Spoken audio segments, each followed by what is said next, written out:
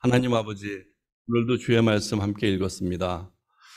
이제 야곱이 이 세상을 정리하며 그에게 맡겨진 여러 사명들을 이제 자녀들을 통해 이루고자 하나님의 언약이 이루어진 것을 또 그 입술 통해 여러 가지 전달하는 시간을 우리가 바라보고 있습니다.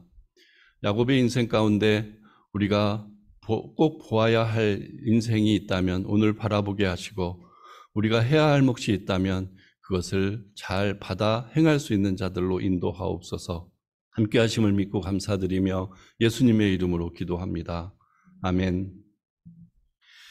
이제 창세기가 48장이면 50장까지 있으니까 거의 마무리 단계입니다. 오늘 읽으시면서도 느끼셨겠지만 이제 유언을 시작하는 시간이에요.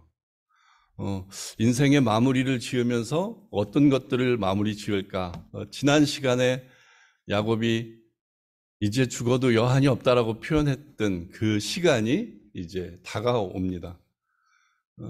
그때 이야기 드렸던 것 중에 하나가 야곱의 인생에 야곱 개인이 생각하는 이제 죽어도 여한이 없다는 그런 표현과, 그리고 하나님의 계획 속에 야곱을 통해 이루어야 할 큰 과업이 있는데 그것을 이제 목도하고 이제 진짜 그 시점이 되었다는, 그래서 죽어도 여한이 없다는 그런 고백이 같이 보여져야 한다고 말씀드렸습니다. 아마 지금 이제 요셉의 자녀들을 축복하는 장면이 어찌 보면 그 정점인 것으로 생각이 듭니다. 그래서 오늘 어긋맞겨 얹은 팔의 비밀 이런 제목을 붙였지만 분명히 하나님의 구원사 속에는 오늘과 같은 일들이 계속 반복되는 것이 있어요. 아마 창세기에서도 벌써 몇 건이 목도되었습니다. 과연 이것이 왜 자꾸 반복이 될까? 그것을 우리는 오늘 말씀 속에서 좀 살펴보면 좋을 것 같고요. 그리고 야곱의 인생의 정리 가운데 우리가 좀 눈여겨봐야 할 것들. 야곱은 평생을 자기 욕망으로 살았었어요. 그리고 아마 요셉이 없어진 다음부터, 아니면 요셉을 만나는 그 순간 하나님과 직접 대면하여 대화를 나눈 다음부터는 굉장히 언약의 중심에 서 있는 사람이 되었어요. 그리고 그 언약을 내 때에서 이렇게 해야 되는 것, 그것은 전승이겠죠. 자녀들에게 전승이 되어야 되는 그 부분이겠죠.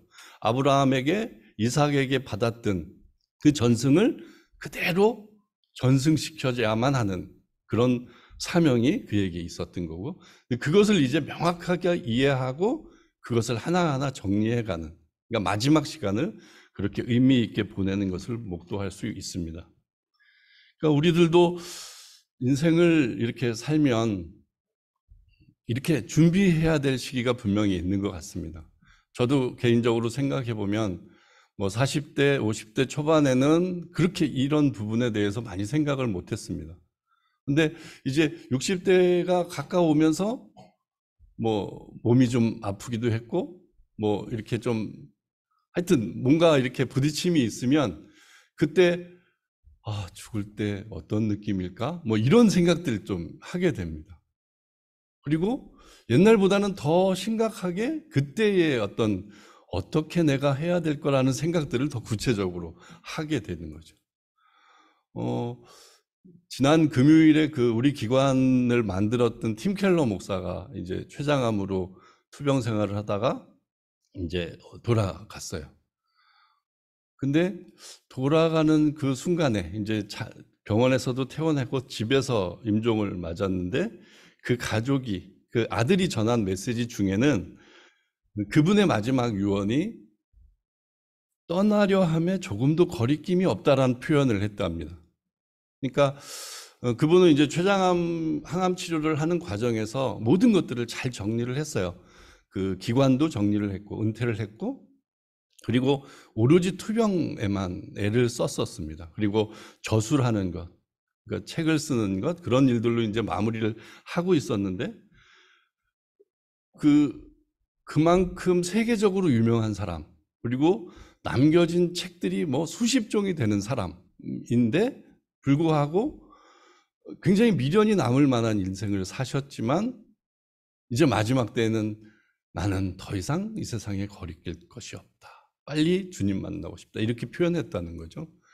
그러면 우리의 임종 때도 분명히 후회하지 않고, 뭐 후회하지 못하는 인생은 없겠지만 스스럼 없이 나는 이제 주님 만나러 간다. 자녀들아 이렇게 아빠처럼 살아라. 이렇게 하는 그런 것을 분명히 준비해야 되는 몫이 있는 거죠. 근데 오늘 야곱이 어찌 보면 그런 모범을 보여준다고 생각이 듭니다.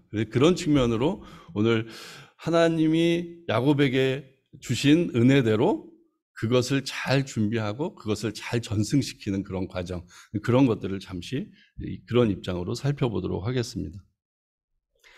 48장 첫 절부터 보죠. 이 일 후에 혹이 요셉에게 고하기를 내 부친이 병들었다 하므로 그가 곧 두 아들 므낫세와 에브라임과 함께 이르니, 이 일 후에는 이제 내가 죽으면 이렇게 하라라고 당부한 후 얘기했죠. 그리고 이제 그런 모든 것들이 준비되어 있는 상황에서 정말 노쇠해서 이제 병들었다고 표현하는 것입니다. 혹이 야곱에게 고하되 내 아들 요셉이 내게 왔다 하매 이스라엘이 힘을 내어 침상에 앉아. 보통 이렇게 병이 들었으면 침상에 누워 있는데 손 아랫사람이 오면 이렇게 앉으려고 애를 안 쓰고 그냥 누워서 이렇게 맞이하는 경우가 많습니다. 그러나 지금 야곱은 힘을 내어 침상에 앉았다고 표현을 성경이 하고 있어요. 요셉에게 이르되 이전에 가나안 땅 루스에서 전능한 하나님이 내게 나타나 복을 허락하여 내게 이르시되 내가 너로 생육하게 하며 번성하게 하여 내게서 많은 백성이 나게 하고 내가 이 땅을 후손에게 주어 영원한 기업이 되게 하리라 하셨느니라. 내가 애굽으로 와서 내게 이르기를 전에 애굽에서 내게 낳은 두 아들 에브라임과 므낫세는 내 것이라. 르우벤과 시므온처럼 내 것이 될 것이요 이들 후에 내 소생이 내 것이 될 것이며 그 산업은 그 형의 명의하에서 함께 하리라. 이렇게 이제 얘기를 하는 장면, 술술술술 그 일들을 감당하는 모습이 나옵니다. 근데 제일 처음에 말한 것이 여지껏 받은 은혜를 나누는 측면이에요. 그러니까 이것은 그냥 루스에서 나타나서 하나님이 이렇게 하셨다는 정도가 아니고 그 이전에, 그 밑단에는 아브라함이 약속 받으신 것 그대로 이삭에게 전수되었고 이삭이 그 언약을 그대로 받아서 준수해서 또 야곱을 축복해서 이렇게 전수되었던 것을 그대로 또 지금 요셉에게 그 이야기를 해주는 거죠. 그 하나하나 틀리는 얘기가 하나도 없습니다.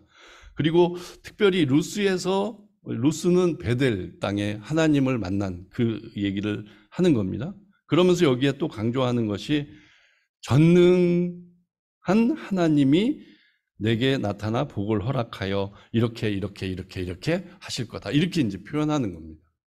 엘샤다이 하나님이 여기 이제 마지막으로 또 나오는 겁니다. 그래서 제가 몇 번을 이 얘기 나올 때마다 몇 번을 강조했어요. 전능하신 하나님, 엘샤다이 하나님이라고 했을 때 우리가 가져야 되는 느낌, 생각, 이미지를 창조라는 단어와 연관해서 생각하자 이렇게 말씀드렸어요. 그러니까 창조라는 뜻에는 나누다, 생기다, 낳다, 양육하다, 살이 오르다, 성장하다, 충만하다, 이런 개념의 뜻이 있는데 전능하신 하나님이란 의미 안에 이 모든 것들을 관장해서 우리를 이끌고 가신다는 그런 개념을 생각하시라고 했어요. 그런 하나님을 내가 주님으로 모시고 그분의 자녀로 살아가고 있는 겁니다. 이게 굉장하게 우리에게 와닿는 메시지인 거죠. 그래서 이 야곱의 마지막에도 그 하나님을 명확히 이해하고 명확하게 고백하고 있는 거예요. 그리고 이제는 나뿐만이 아니고 우리 자녀들에게도 그런 하나님이 너와 함께 하실 거라는 분명히 전달하는 부분인 거죠. 그리고 이제 야곱이 정말 이제 야곱의 개인적으로 한번 생각해 보세요. 이런 사명들을 다 이루는 과정에서 잃었던 요셉을 향한 마음, 이런 것들을 한번 여러분들 스스로 마음속에서 상상해 보세요. 그러니까 특별한 아들인데 평생, 아니, 많은 세월 동안 같이 못 살고, 이제 여기서 17년 동안 같이 살고 있는 거잖아요. 근데 여느 아들 같지 않게 매일 와닿는 그 마음들이 있을 거예요. 그리고 또 그 아들을 생각하면 그 자녀까지도 괜히 짠하고 마음이 아프고 이런 생각이 분명히 있을 겁니다. 그리고 어찌 보면 그들은 이방 땅에서 낳은, 이방의 그 아내를 들여서 이렇게 낳은 자녀들인 거죠. 그 자녀들이 어떤 느낌으로 와닿았을까? 그러니까 이 야곱의 입장에서 이 문제를 정리해 주지 않으면 야곱의 계보에, 아니 그 형제들의 계보에 상당히 문제가 초래될 수 있는 거예요. 그러니까 하나님 입장에서 이제 이 씨를 통해서 12지파가 생성되고 12지파가 이제 그 역할을 감당함으로 그 나라가 세워지는 건데 그 항목에 문제가 생길 수밖에 없는 거예요. 왜냐하면 히브리 민족에 계속 그 교육을 같이 받은, 부대끼면서 받은 게 아니고 요셉의 자녀로 애굽 땅에서 교육을 받은 그 상황이니까 어찌 보면 야곱의 입장에서는 뭔가 죽기 전에 이것을 정리해야 된다. 정리해주지 않으면 힘들 거다 이런 생각을 했을 수도 있는 거죠. 그래서 지금 에브라임과 므낫세에게도 이렇게 표현하는 겁니다.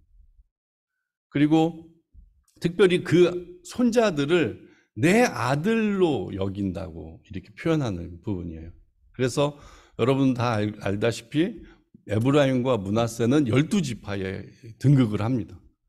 그러니까 삼촌들하고 같은 어깨를 나란히 하는 그런 지파의 장이 되는 거죠.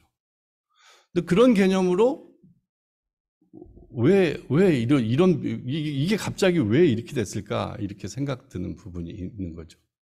근데 이 이스라엘의 그 장자의 명분 이렇게 했을 때는 장자의 표시로는 재산의 2배를 갖게 되는 게 통상적으로 얘기되는 거예요. 그래서 내가 다른 형제들보다 2배로 준다. 내 재산의 2배를, 아니, 내 재산을 나눌 때 이 자녀에게 2배를 준다는 의미는 내가 장자의 명분을 준다라는 의미인 거예요. 그러면 이제 내 장자는 르우벤인데, 그리고 르우벤은 이제 뭐 어떤 문제로 인해서 탈락이 되었다. 넌 이제 장자가 될 수 없다. 이런 기준이 있었을 텐데, 그럼 유다인가? 뭐 이렇게 생각될 수도 있는 부분인 거죠. 그러나 야곱의 생각 속에 또 하나님의 뜻 가운데는 요셉이 장자다라는 개념으로 이제 설명을 해가고 계신 거예요. 그래서 내가 요셉을 장자로 여기고 그 의미로 그 자녀에게 두 자리를 허락하는 그런 개념이 지금 이 장면에 나오는 겁니다. 그래서 이 말씀은 그대로 역대상에 보면 이 지파를 설명하면서 이 설명을 해요. 요셉을 장자로 세웠다는 것을 명확하게 설명을 합니다. 그래서 그 가족 구조가 그렇게 된다는 것을 좀 더 뒷받침해서 설명하고 있습니다. 그래서 르우벤과 시므온처럼 내 것이 될 것이다라고 그 므낫세와 에브라임이 이제 같은 지파와 어깨 나란히 할 수 있는 그 명분이 될 것이다 이렇게 설명하는 겁니다. 그리고 이들 후에 내 소생이 내 것이 될 것이요 그 산업은 그 형의 명의하에 함께하리라. 그러니까 그 2 아들은 야곱의 것이고 그 이후에 난 아들이 있으면 요셉의 것인데 그것은 형의 재산 속에 다 포함이 돼서 운영될 것이다. 이렇게 구체적으로 설명하는 장면입니다. 그리고 한 가지 7절에 생뚱맞게 내게 관하여는 내가 이전에 밧단에서 올 때에 라헬이 나를 따르는 노중 가나안 땅에서 죽었는데 그곳은 에브랏까지 길이 오히려 격한 곳이라 내가 거기서 그를 에브랏 길에 장사하였느니라.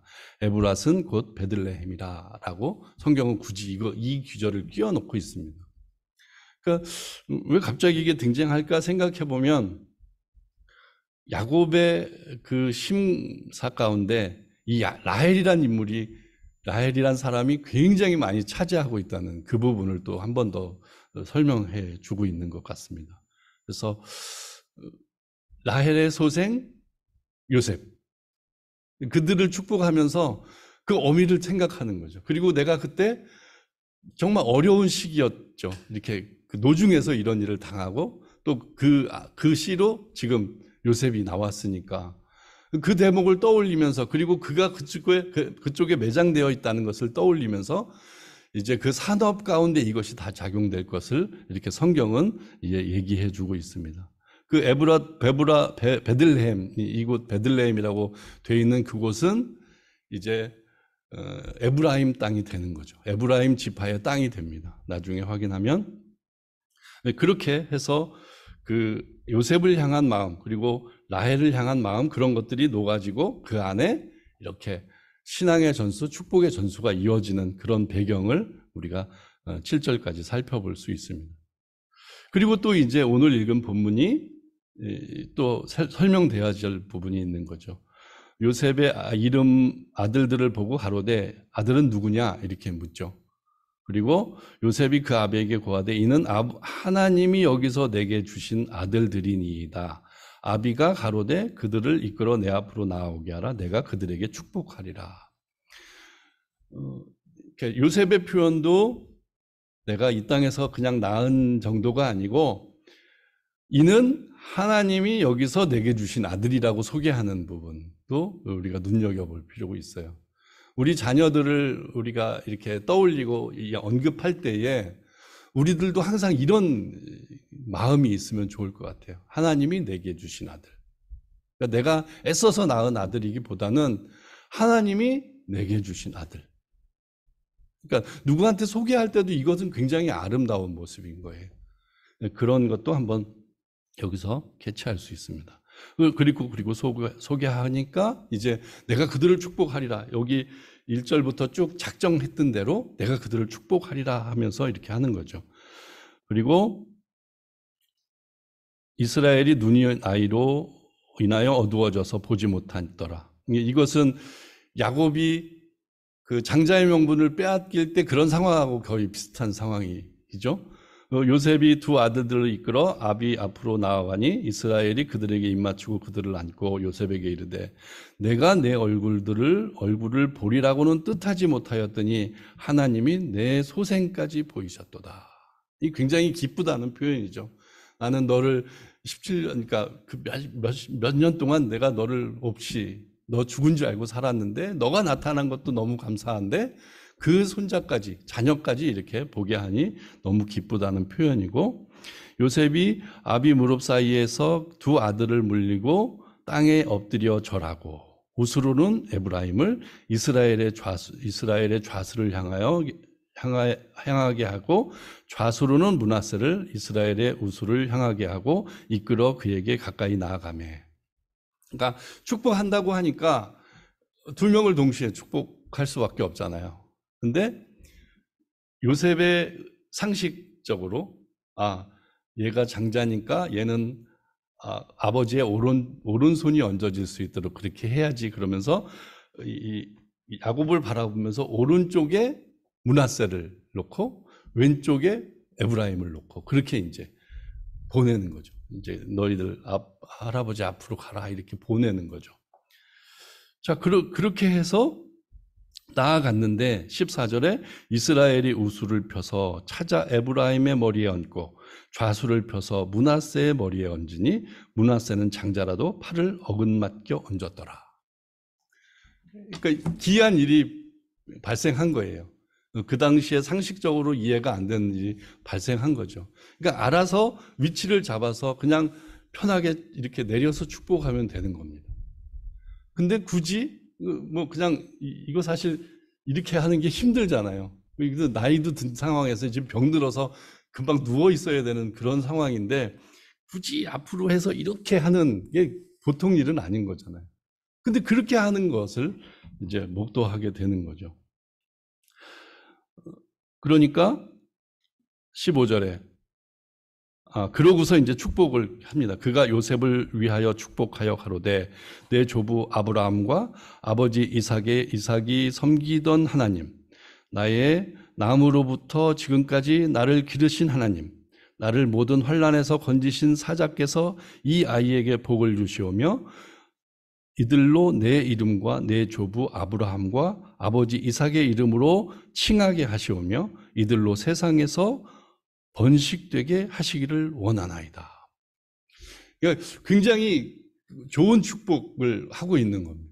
그리고 그것은 그냥 내가 살아온 인생 가운데 이렇게 하는 것이 아니라 여지껏 내가 있게 된 그 언약 가운데 아브라함으로부터 계속 이어져 온, 아니면 그 이전에 창세기부터 등장한 아담과 하와로부터 계속 이어진 그 모습 그대로 그것이 축복으로 이어지는 그 순간, 아마 이것은 나름대로 우리가 정리를 해서 우리 자녀들을 축복할 때, 우리 손자들을 축복할 때 이런 모습으로 하면 너무 좋을 것 같다는 생각이 듭니다.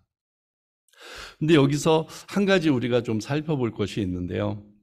그러니까 섬기던이란 말, 조금 이거 한번은 성경적으로 우리가 섬기다라는 말을 떠올리면 이렇게 내가 좀 낮은 사람이 좀 위에 사람한테 이렇게 뭔가 애를 써서 뭔가 행동해서 뭔가를 하는 그런 식의 개념으로 이해가 되잖아요. 그러니까 하나님을 잘 섬겨야 되는 건 맞는데 그 섬김의 기준이 내가 뭔가 잘 차려서 날 잘 준비해서 뭔가 이렇게 드리는 그런 개념으로 우리가 이해하기 쉽습니다. 근데 그것은 조금 우리 개혁파 쪽에서는 조금은 더 이 언어적으로 염두해서 생각할 것이 있어요. 여지껏 여기 지금 아브라함과 아버지 이삭의 섬기던 하나님이란 표현을 보면 아브라함이 하나님을 잘 섬겼다, 이삭이 하나님을 잘 섬겼다라는 등식이 이루어져야 해요. 근데 우리가 여지껏 1장부터 쭉 살펴봤지만 아브라함이나 이삭이 그리고 지금 야곱이 제대로 뭔가 하나님한테 해드린 게 있나 이렇게 생각을 해보면, 따져보면 뭐 했지라는 생각이 금방 들 정도예요. 섬긴 게 그냥 제단 차려서 제사한 거? 그 정도예요. 그러면 이 섬기다는 말을 원어적으로 좀 바꿀 필요가 있습니다. 이 원어적으로 이 뜻을 살펴보면 같이 걸어간다는 뜻이 있어요. 같이 걸어간다는 뜻으로 우리가 이해를 해야 합니다. 그래서 하나님이 어떤 섬김을 받으러 우리를 불러서 이렇게 한 것보다는 같이 걸어가는 모습으로 여지껏 이끌어 오신 것, 그것을 한번 여러분들이 좀 와닿게 묵상을 해보세요. 지금 제가 섬긴다는 뜻이 이런 것이 있습니다 이렇게 던져드렸으니까 과연 내가 하나님 앞에 이렇게 섬긴다는 것이 뭘까? 근데 내가 조금 더 마음을 다해서, 아니면 내가 예배 올 때 헌금을 잘 준비해서, 아니면 마음을 가다듬어서 좀 정결하게 해서 한다는 그런 의미? 그것보다는 하나님이 원하시는 것은 나와 너의 관계를 원하시고 너와 나와 함께 하는 것을 원하신다. 그래서 예수님은 아예 너희는 나의 친구라고 표현을 하시는 거죠. 그런 개념으로 조금 더 묵상을 해보시면 어떨까 싶습니다. 그래서 섬기다는 말의 표현이, 성경에는 섬기다는 말이란 표현이 너무 많이 번역이 돼 있어요. 그러나 그 이면에 언어적으로는 함께 걸어간다, 함께 동행한다, 이런 뜻이 더 강하게 있음을 여러분들이 좀 생각하면 좋을 것 같습니다. 그래서 여지껏 동행해 오신 하나님이에요. 그러니까 아브라함 때부터 이삭도 그렇고 야곱도 그렇고 뭐 받은 것 별로 없지만 그냥 동행해 주시고 그냥 사람 만들어 가시는, 그러니까 하나님의 뜻을 잘 실천할 수 있는 사람을 만들어 가시는 그런 과정으로 우리가 생각해 볼 수 있는 거죠. 근데 이제 야곱은 그것을 깨달은 거죠. 그래서 그렇게 하셨던 하나님 끝까지 나를 이렇게 만드셨어. 이렇게 언약의 백성으로 만드셔서 나는 다른 것 맨날 추구하고 살았는데 결국은 이제 하나님밖에 없어. 이제 하나님만 이제 의지하면서 살다가 이제 너희들도 그렇게 살 것을 당부하면서 이렇게 축복하면서 가는 거야. 이렇게 이제 하는 그 모습인 거죠. 여기서 그 모습을 좀 생각해 보면 좋을 것 같습니다. 그리고 이제 그렇게 축복하니까 요셉이 이제 못마땅한 거예요. 요셉이 그 아비가 우수를 에브라임의 머리에 얹고 얹은 것을 보고 기뻐하지 아니하며 아비의 손을 들어 에브라임의 머리에서 므낫세의 머리로 옮기고자 하여 그 아비에게 이르되 아버지여 그리 마옵소서 이는 장자니 우슬을 그 머리에 얹으소서 이렇게 하는 겁니다. 그러니까 벌써 축복이 내려갔는데 그것을 바로잡는 것도 우스운 거고, 그러니까 아버지가 아마 그런 상황이었을 거예요. 눈이 어두우니까 아빠가 실수했다. 근데 이거 더 큰일 나기 전에 이걸 바로잡아서 말씀드려야 되겠다 이렇게 하는 거죠. 그랬더니 아비가 허락지 아니하고 가로되 나도 안다 내 아들아 나도 안다. 그러니까 이 표현이, 그러니까 이 야곱의 인생 가운데 굉장히 이제 그 경험상 하나님의 그 뜻과 하나님의 계획을 모두 알고 있다는 표현이에요. 그러니까 내가 실수한 게 아니고 이건 진짜 하나님의 뜻이야. 하나님의 뜻이야. 이거 맞아. 이렇게 이제 얘기하는 부분인 거죠. 그러면서 그도 한 족속이 되며 그도 크게 되려니와 그 아우가 그보다 큰 자가 되고 그 자손이 여러 민족을 이루리라 하고. 근데 이것은 이런 장면이 지금 여기서만 나오는 게 아니라고 아까 말씀드렸잖아요. 그러니까 어떻게 보면 성경의 출발부터 그것은 계속되고 있어요. 그러니까 처음에 떠오르는 인물은 가인과 아벨이죠. 그러니까 아담과 하와가 에덴에서 쫓겨난 다음에 뭔가 하나님으로부터 받은 약속이 있는데 여자의 씨를 통해서 뭔가 나온대 이러면서 이제 그 현장에서 치열하게 살아가고 있었습니다. 근데 갑자기 임신을 하고 이제 아기가 태어난 거예요. 그러면 하나님과 같이 되려고 선악과를 따먹었던 그 심정이 그때 하나님으로부터 들었던 여자의 씨에서 뭐가 난데 그 얘기로 오해를 하고 그 가인이란 이름을 짓잖아요. 난 성취했다. 뭔가 이제 뭐 하나님처럼 나도 이런 거 할 수 있다 뭐 이런 느낌일 것 같은데 그렇게 해서 지어진 이름이 가인이에요. 근데 가인이 장자가 분명한 거죠. 근데 어떻게 됐어요? 하나님은 찾아 아벨의 재물과 제사를 받았죠. 연락했죠. 그래가지고 그게 이제 분이 나가지고 가인이 아벨을 죽인 꼴이 돼버린 겁니다. 그러면 장자의 명분은 당연히 가인 쪽으로 갔어야 마땅한데 성경은 그렇지 않고 가인은 이제 내쫓겨서 세상에 유리하는 자가 되고 그리고 떵떵거리면서 잘 살아요. 가인성도 쌓고 그 후손의 일을 보면 뭐 철기를 만들고 뭐 퉁소의 조상이 되고 음악의 신이 되고 막 이런 식으로 표현이 돼 있죠. 근데 아벨 대신에 대신 두다라는 뜻의 셋을 주시는데 그 셋은 비로소 셋의 자녀 에노스에 이르러 그때 비로소 여호와의 이름을 불렀더라라고 시작하면서 이제 그 계보가 시작되는데 그러면 장자의 명분이 거기서부터 어그러지고 이제 셋을 통해서 하나님의 계보가 계속 이어지는 그 셋을 통해서 노아도 나오고 노아를 통해서 이제 아브라함이 나오고 이런 개념이 되는 거죠. 그리고 그 이후에도 계속 반복이 됩니다. 뭐 노아 때도 야벳과 셈 얘기도 마찬가지죠. 그리고 아브라함 때도 뭐 아브라함도 장자가 아니었어요. 동생이었어요. 근데 그가 하나님의 선택된 백성이 되는 거고 아브라함 가게에서 이스마엘이 나고 이삭이 나오잖아요. 이스마엘을 굉장히 좋아했어요. 그래서 아브라함은 쫓아내는 순간까지 굉장히 근심하고 그랬다고 그래요. 성경에 그렇게 기록이 돼 있죠. 그러면 하나님의 뜻은 그 아브라함의 뜻과 달라서 그 자녀 이삭을 통해서 이렇게 하나님의 질서가 하나님의 그 계보가 이어지는구나 이렇게 이제 이해할 수 있는 대목이죠. 그리고 이삭의 자녀들도 에서보다는 야곱. 뭐 이것도 하나님이 미리 리브가한테 꿈으로 알려주신 거였어요. 이 나중된 자가 먼저 되는 그 개념을 얘기를 했는데 뭐 살다 보니까 이삭은 눈이 어두워지고 그다음에 그 에서가 이렇게 사냥도 잘하고 내가 좋아하는 고기도 잘 잡아주고 하니까 그냥 인간적인 것으로 내가 너 장자할게, 너 축복할게, 너 잡아서 나 별미 다오. 그래서 보내는 거잖아요. 하지만 그것을 언약으로 받았던 리브가의 계략으로 그 야곱을 통해서 그 장자의 명분을, 그 축복을 받게 하는 일이 벌어지고. 근데 그것도 보면 장자가 아닌 차자가 하나님의 뜻을 계속 이어가는 그것을 볼 수 있죠. 그리고 지금 언급된 루벤과 뭐 다른 형들 다 제끼고 요셉이 장자의 명분을 갖게 되는.